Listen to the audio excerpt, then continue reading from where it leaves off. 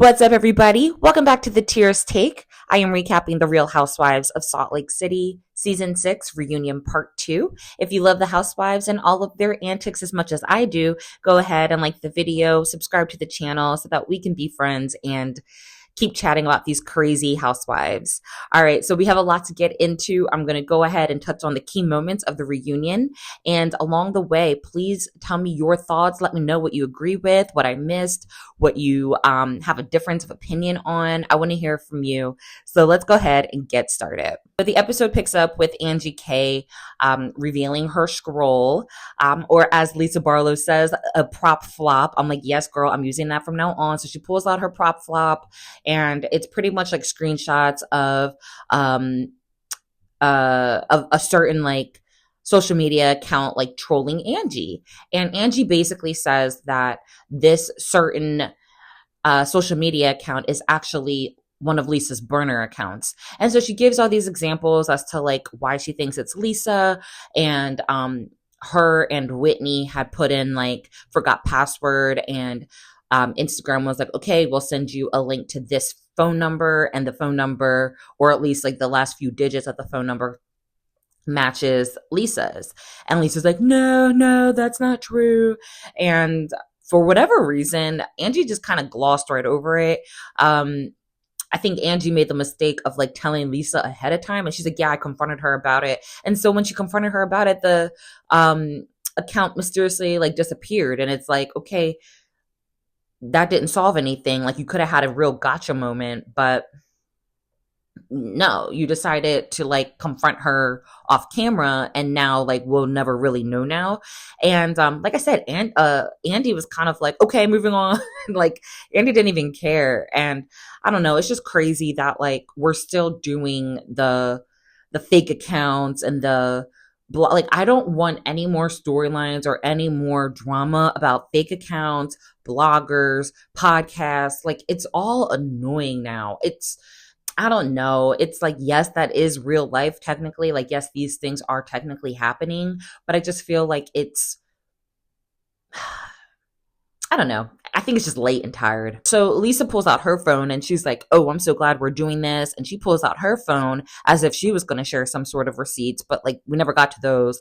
And her and Angie just keep going back and forth because, you know, this is Angie's big moment. She's been falling off the side of the couch. No one's really talked to her. This is like her big moment, right? So she's going back and forth, and it's a whole lot of like talking over each other. I will say, I thought this reunion was more entertaining than part one, but it was also more aggravating because it was even more people talking over each other for longer, and it's tiresome. You can't really follow like what's going on. You can't really decipher if anything, you know, is important that's being said. It's annoying. And Andy should have done a better job of mediating and being like, yo, the next person that interrupts, I'm docking your pay. Like, seriously, put some sort of clause in there to shut these women up, because it's annoying. And I want to hear like everyone's side. And so, and I want to decide and make a determining decision myself to be like, oh, okay, she's lying. Oh, okay, she makes sense. And all this like, it's stupid, and it cancels each other out. And I'm like, I just don't even care. So they need to do a better job of like, if we're going to have a reunion, let's have a reunion. We're not having a scream fest.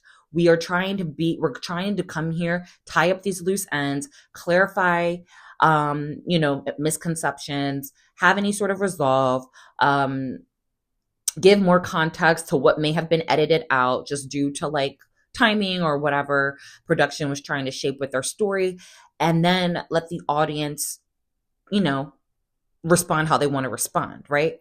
And so anyway, it was so much back and forth, and it wasn't just Lisa and Angie. I feel like it was like other people too at one point, and Andy was just sitting there looking dejected, and Andy gets up and walks off. So we see that infamous moment that we saw in the trailer of Andy walking off. Child, he took 5 steps, and everyone, a couple people were like, oh my God, Andy, come back. The only person who actually looked seriously concerned was Mary. Like, Mary stood up. She looked like she was about to walk off as well just to get him. But she stood up and was kind of like, come on, Andy, sorry, like, come back.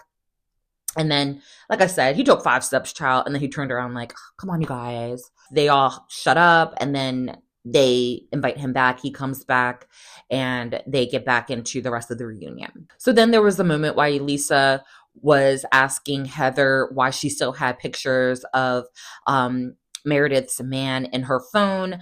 This was somebody that Meredith dated while her and Seth were separated. Now, mind you, they were separated season 1. We are in season 6.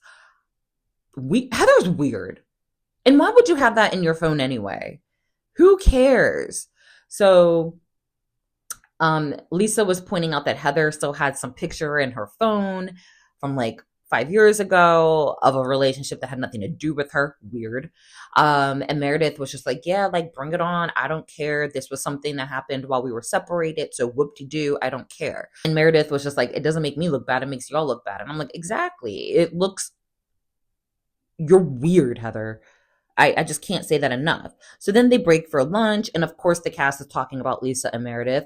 They're like, oh my God, Lisa's so calm. She's not really saying much. She's holding her own. Meredith isn't coming to her defense. Like, just, dear Lord. It's the Lisa and Meredith show, right? So the whole cast is talking about them. And then Meredith and Lisa are talking, and Lisa's like, am I doing okay? And Meredith's like, yeah, you're holding your own. And Lisa's like, what part? And Meredith is like, I mean, nothing specific. Just, you're doing great. And even Meredith says, like, why are they obsessed with us? It's creepy and weird. And I have to agree.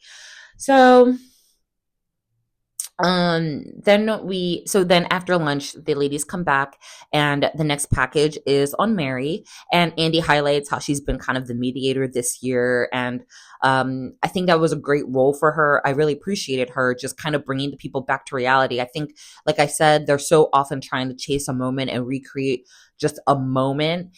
And a lot of the time it was Mary just bringing people back down to reality. Like, yo, like, we're grown women. Can we calm this down? So I do appreciate Mary's role in that and just trying to like get these women back on track. So then they get kind of like some life updates from her, and it turns out that Robert Jr. is incarcerated because he had a restraining order with his ex-wife. His ex-wife had a restraining order on him, and when he tried to like go to her house, her family called the cops, and I believe this happened multiple times. And this last time he got tasered and taken to jail.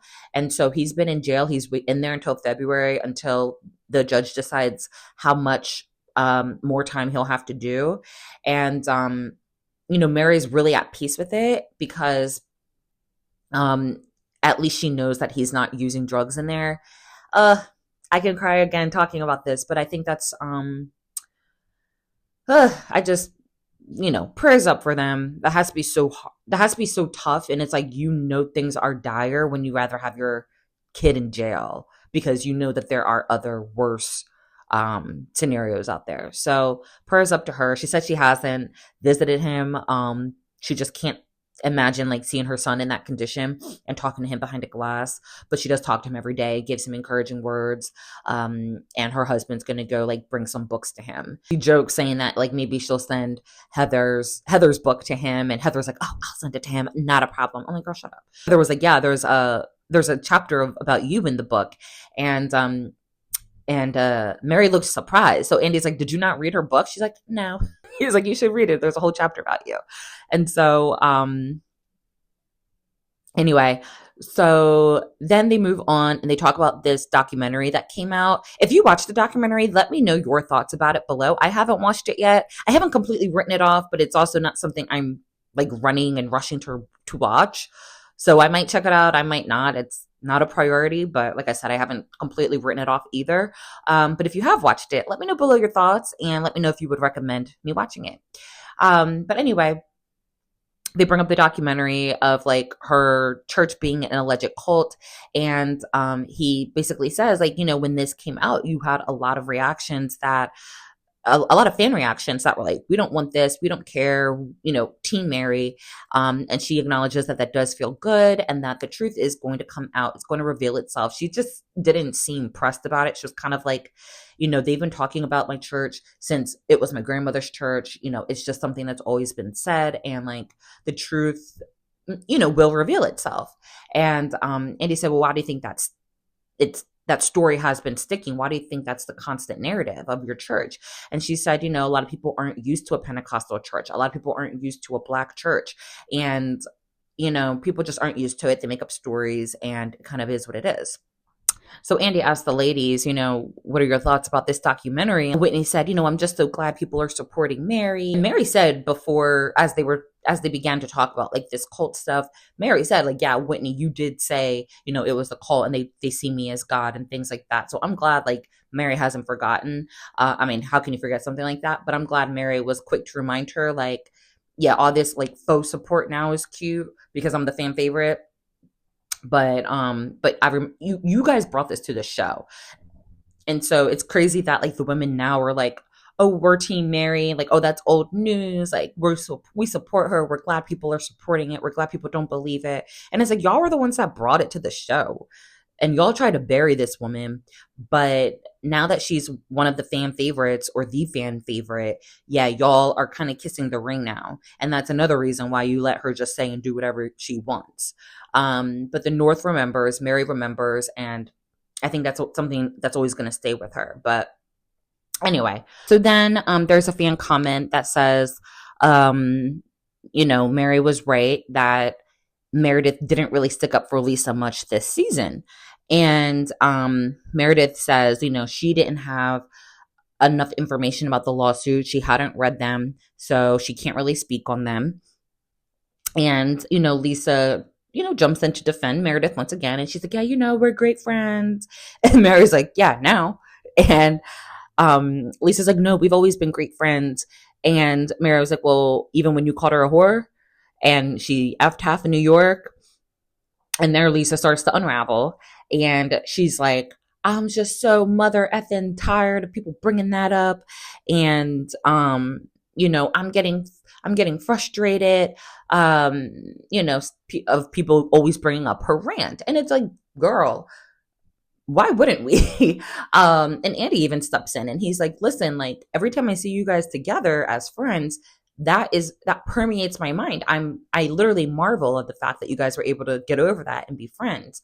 And Mary was like, yeah, that's great. You guys can be friends. But like, again, let's not rewrite history. So anyway, so she's like, starting to unravel. And Andy asked Lisa like, well, do you agree? Do you agree that in what Mary said? And, before she can answer, Mary's like, she doesn't even know what you're talking about. Like, she's all about Lisa. She probably doesn't even know what you're talking about. And Lisa starts rambling, and then Mary's like, just answer the question. Like, can you just answer the question? And she's like, I don't need you to tell me what to do and when to do it. And then they go back and forth, and the peanut gallery across on the other couch is like thoroughly amused. And Lisa said, that she's trying to be thoughtful and pragmatic in what she has to say. And Mary, you should be thankful that I'm thoughtful and pragmatic in what I have to say. And I'm like, oh, do tell, Lisa. What do you need to say? We're waiting. What do you want to say to Mary, Lisa? And she should be thankful that you're being thoughtful about it. What do you really want to say that doesn't require much thought? Let us know. Because I caught that and I was like, mm-hmm. So then Lisa says that she is thankful that Mary took her side. She tries to move forward with Mary, and Mary can never move forward.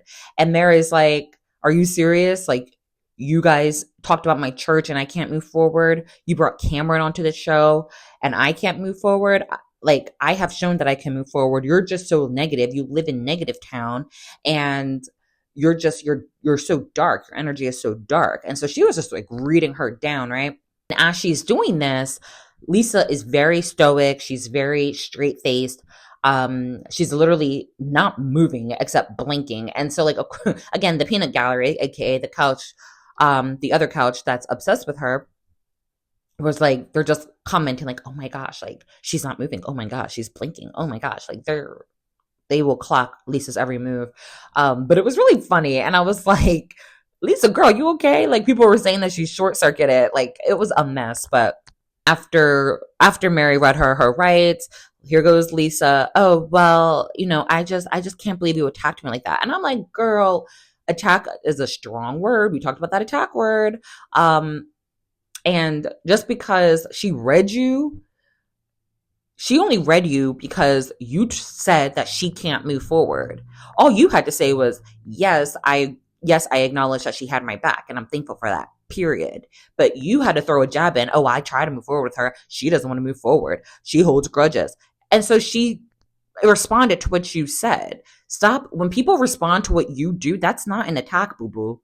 So I didn't appreciate that. But so Mary, again, was like, I didn't attack you. Like, what are you talking about? Lisa basically said, it's resolved. I'm good. Like, basically, it sounded like she was kind of like, I'm good on Mary. I don't need to keep going back and forth. So fine. So then we get into Flightgate. Okay. So spoiler alert, there is no footage. Some of us were like, is there going to be footage at the reunion? Is there not going to be? Since it was such a big storyline, we were I think most of the audience was kind of like, well, if they had footage, they would have shown it already. But, I think some of us were also holding out hope. Like, is there going to be some sort of bombshell that we don't know?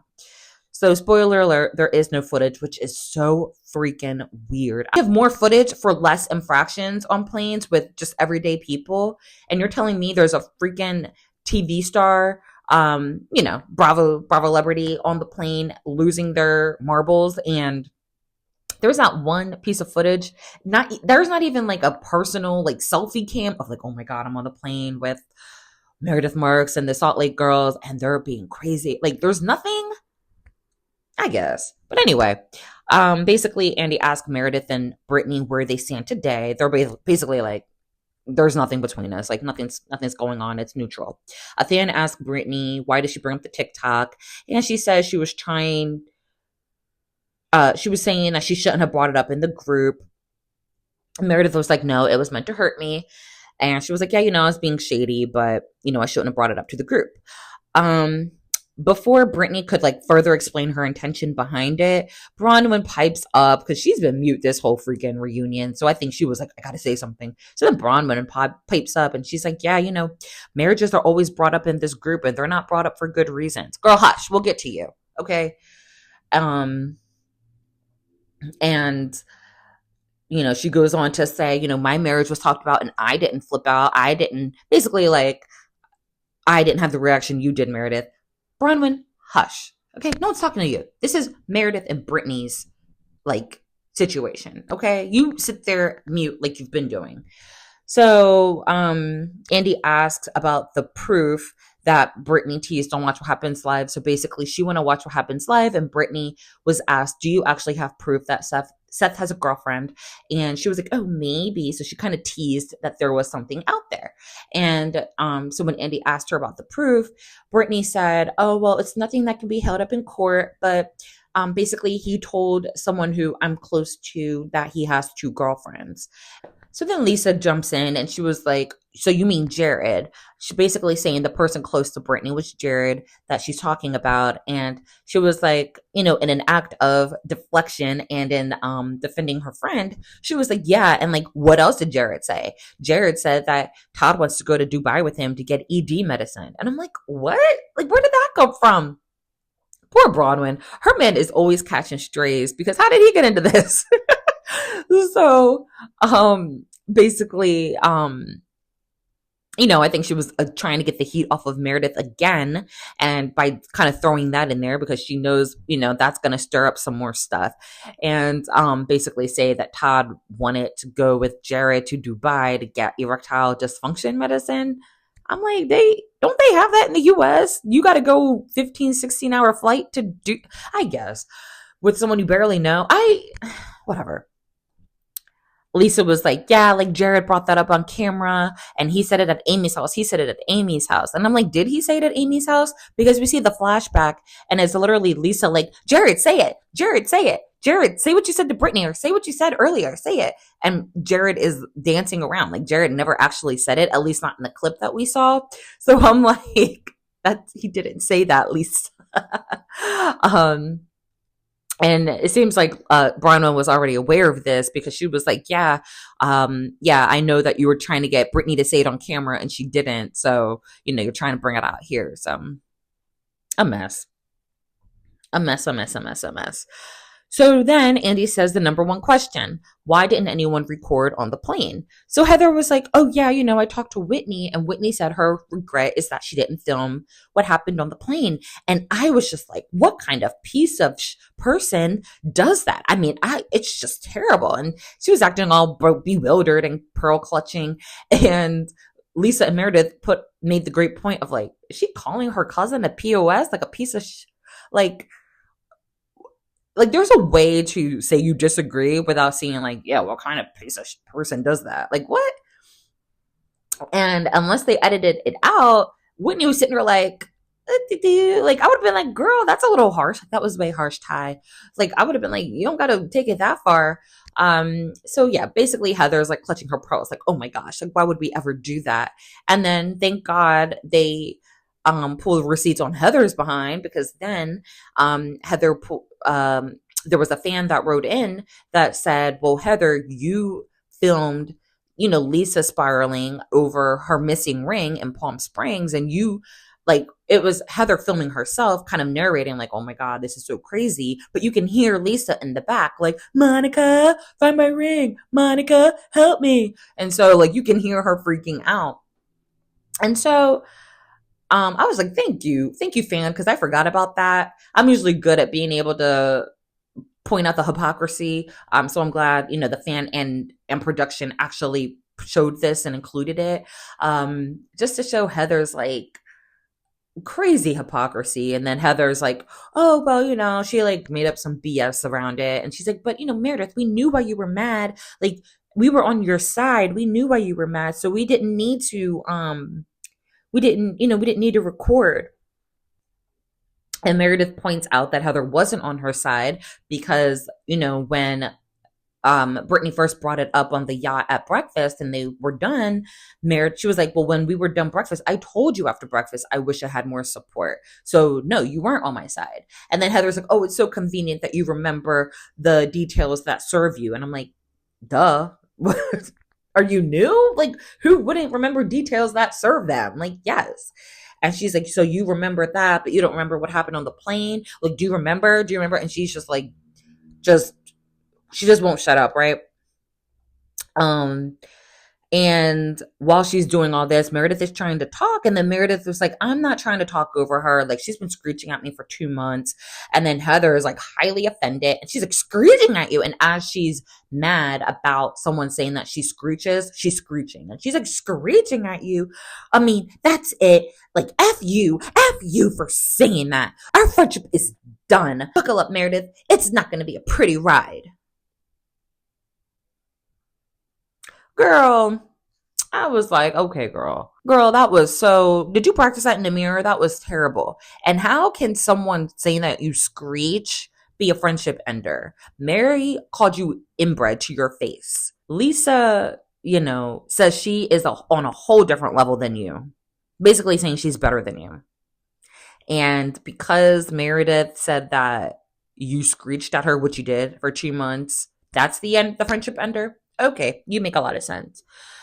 So, she had her little rehearsed threat, which was terrible. Oh, and then Lisa said, oh, well, that sounds like a threat. And Heather was like, it is. What you gonna do, Heather? What you gonna do? HR, can we notate the time and date of this threat, please? Because I need you guys to take some action. Because who are you threatening? And who are you want to buck up and say, oh, it is a threat? No. So Heather says, I backed you for 6 years. I backed you through Vagina Gate. I'm like, what? That was when Jen Shaw was at Meredith's house and was like lifting up her legs, and Brooks said that he saw her vagina, and then Jen went on a tirade and was like attacking Brooks online and things like that. And I'm like, I don't remember Heather supporting you through that. I honestly don't remember her. I don't remember Heather and Meredith ever being that close. Like all of this, like, Meredith, I thought we were friends, and Meredith, I had your back. Since when? I don't remember y'all being that close. The only person I remember Meredith being close to was Lisa. And at a time she seemed, okay. And at certain times she seemed, okay with Jen. But I don't really see Meredith close with any of you guys except for Lisa. So it's weird that Heather has in her head. I mean, unless there's some grand friendship that we don't see on camera, that Heather's like, I had your back for 6 years. We were friends and we're not going to be friends anymore because you're just hurting my heart. Like, I'm like, okay, I don't know. It doesn't seem like some big loss to me if you guys fall out because you guys didn't seem that close to begin with. Meredith doesn't seem like she likes any of y'all, quite frankly. Not all like that. Like, she'll tolerate you guys as coworkers, but Meredith is kind of like cool on all of y'all, in my opinion. So Meredith says, I also backed you. So like, what's your point? And then Meredith has a question for the group. And she was like, okay, so, if things got as bad as you guys are saying, why didn't anybody offer to switch seats with Britani? And why didn't anybody pull me aside or say something to me to see if I was okay or to calm me down? Like, why didn't any of you guys take any action? And I thought that was a fair question. So Angie says that she did check on Meredith, I think when they were outside of the bathroom or waiting for the bathroom or something like that. And then, again, there's like a lot of like talking over each other. But then at some point, Heather was like, we didn't even bring up the terrible things that you said about Britani. We're not even going to bring up the terrible, slanderous, scandalous things that you said about Britani. Like, we're not even going to say it because it's so bad. We're protecting you, Meredith. We're not even protecting Britani at this point. And I'm like, Heather, if you have something to say, just say it. Like, she's doing that thing where she's dangling like information and she's like, we know something, but just don't twist my arm. I can't say it. It's so terrible. And it's like, just say it. Like, she was doing that thing where she wanted someone to be like, well, what is it? Like, she wanted Andy to ask her what it was. And I don't know if he didn't hear it or if he just didn't care, but he didn't take the bait. And so it was just annoying that she was like dangling it. Like, I'm not even going to say it. It's so bad. We're not even going to say it. Shut up. She's so transparent, produced, and like dangerous. Like, you're so, like, if you have to say something, say it with your chest, but don't do all this like loaded language once again. So slanderous. So terrible. Girl, shut up.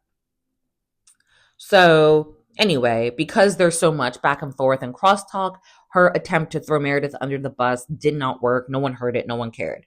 Fine. So then Andy finally like shuts everybody up and he's like, Meredith, what did Whitney say to you when... Because this is in response to Meredith saying, why didn't anybody come talk to me? And so Whitney was trying to say, I did try to talk to you. So Andy was like, okay, you got everyone to shut up. And he's like, Meredith, what did Whitney say to you? And Meredith says Whitney came over when she overheard her name and told them to look up the effing TikTok themselves. And they don't agree on that. And Whitney doesn't agree on that, and they can't agree what actually happened between Whitney and Meredith. So nothing is getting solved. This is like so annoying. So then Andy asks, why didn't anyone switch seats with Britani? And Britani says that they were in the descent and the real like raucous, Meredith like losing her ish really started happening in the last hour of the flight and when the plane was in descent. She said, at that point, no one could get up. But then she says, when she got back from the bathroom, I'm like, girl, I thought you said no one could get up. She's like, well, when I came back from the bathroom, there was wine on my seat. And I'm like, that's a different story than what we heard, because didn't we hear that there was wine in her hair? basically insinuating that Meredith might have thrown the wine or pretended to throw the wine or pretended to like, slip and spill the wine. I thought she was like soaked with wine at the end of this, crazy interaction with Meredith. And now you're saying you came back from the bathroom even though no one was allowed to get up and that there was wine on the seat. So I'm seeing all these holes in the story. And even though I don't fully believe Meredith, I'm starting to believe her more because that right there doesn't align with what you guys were saying in the season. So anyway, Meredith denies any contact with Britani. She said, I had no interaction with Britani. She might have overheard me. But I was just talking to Lisa. And when and they were asking about like shaking her chair, she was like, I didn't shake her chair. I would never shake her chair. I held on to her chair to get up and move, to go to the bathroom. Again, even though they were in dissent and no one can get up, fine. But she said, I grabbed her seat to get up because I had a sprained toe and I was trying to move over, but I wasn't shaking her chair. And I do believe that because at least Meredith in her right mind, again, we don't know what she may or may not have been on, but Meredith in her right mind is a lawyer. And so she knows, she's very careful with her words, which we know, and she's very careful with her actions. So she's not about to be out here like assaulting people so that someone can sue her. So I do believe that if she was in her right mind enough, that she did not lay hands on her or shake her chair violently or anything like that. I do believe that. So Meredith denies any contact directly with Britani. Andy asked Meredith, did you drink before the flight?